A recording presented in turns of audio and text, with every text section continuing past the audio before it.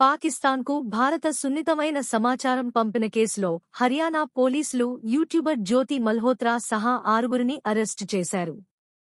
Travel with Jo channel నడుపుతున్న జ్యోతి, పాకిస్తాన్ హైకమిషన్లో పనిచేసిన Danish అనే వ్యక్తితో కలిసి భారత రహస్యాలను షేర్ చేశారు.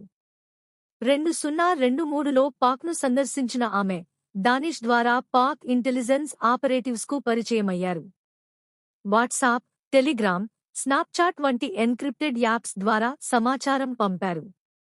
డానిష్ను భారత ప్రభుత్వం మే 13, 2025న బహిష్కరించగా జ్యోతి పాత్ర వెలుగులోకి వచ్చింది.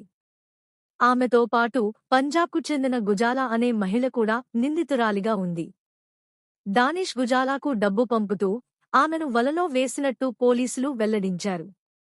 ఈ కేసులో యమీన్ మొహమ్మద్, దేవిందర్ సింగ్ ధిల్లన్, అర్మాన్ అనే వ్యక్తులు కూడా అరెస్ట్ అయ్యారు. ఇవంతా పాకిస్తాన్ ఇంటెలిజెన్స్ ఆపరేషన్ భాగమని, మతపరంగా బలహీనులైన వారిని డబ్బు, ప్రేమ వాగ్దానాలతో మోసగించి రహస్యాలను లీక్ చేయించినట్టు పోలీసులు వెల్లడించారు. నిందితులందరూ నేరాన్ని అంగీకరించారు. మరిన్ని లేటెస్ట్ అప్డేట్స్ కోసం లైక్ చేయండి, షేర్ చేయండి మరియు మా ఛానల్ని సబ్స్క్రైబ్ చేయండి. థాంక్యూ.